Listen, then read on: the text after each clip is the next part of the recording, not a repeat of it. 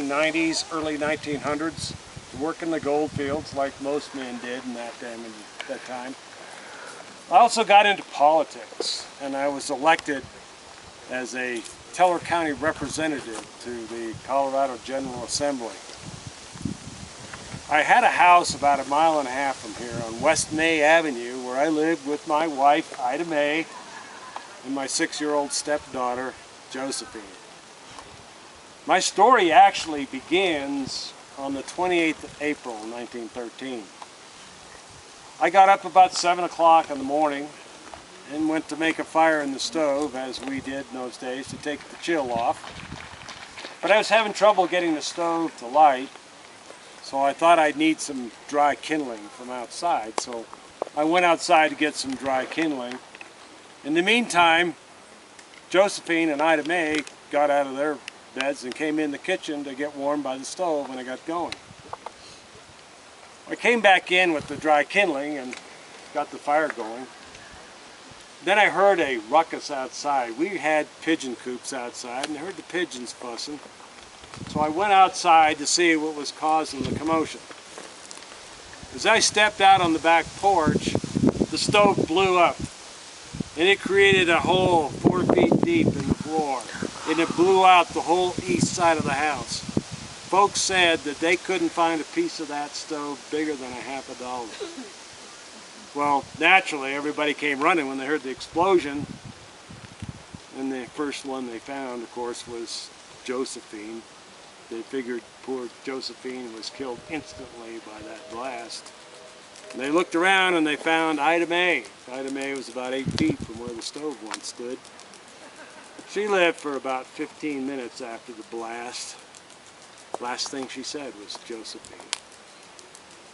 And they looked around for me. Found me in the backyard where I'd been thrown by the blast. I was under a pile of debris. I was still alive, so they took me up to Sisters Hospital. You folks know it today as the Hotel St. Nicholas up on the hill.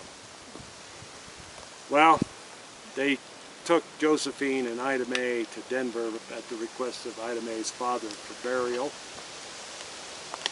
But the interesting thing is that this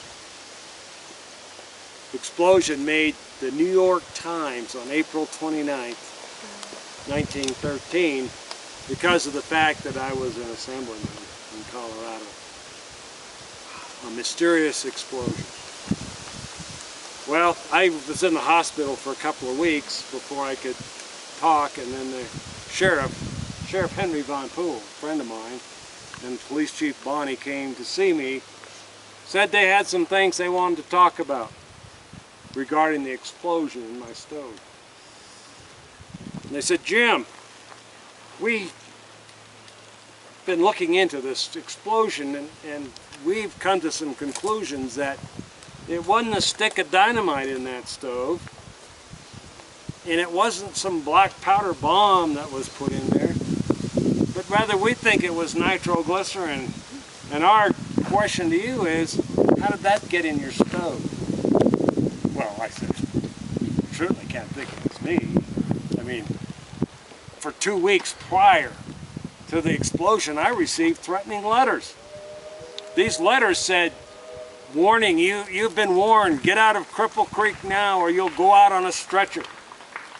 And they were all signed by the Black Hand. And they even drew a picture of a black hand on the letter.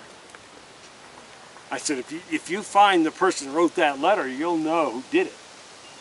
And the sheriff said to me, he says, Big Jim, did you happen to keep a copy of one of those letters to support your story? Well, I said, no, I threw them all away. I didn't want Ida Mae to worry. I mean, that's what you'd have done, right? Well, anyway, May 17th, the sheriff came into the hospital and served me with 2 counts of murder.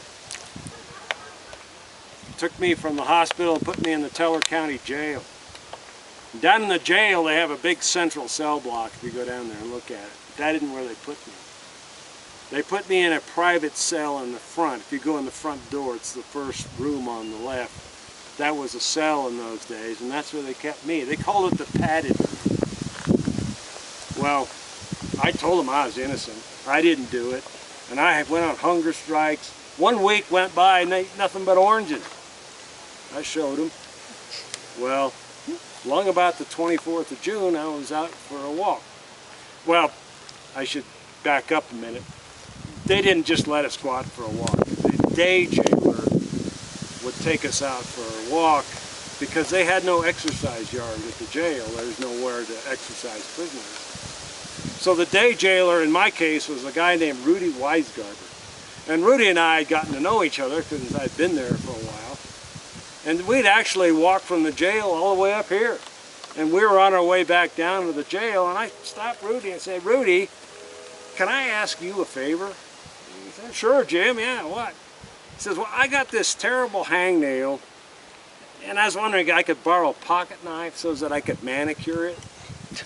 Rudy said, well sure, Jim, I'll get you when we get back to the jail. So I got back to the jail, and Rudy gave me a little pocket knife like this one here. This is on the 24th of June.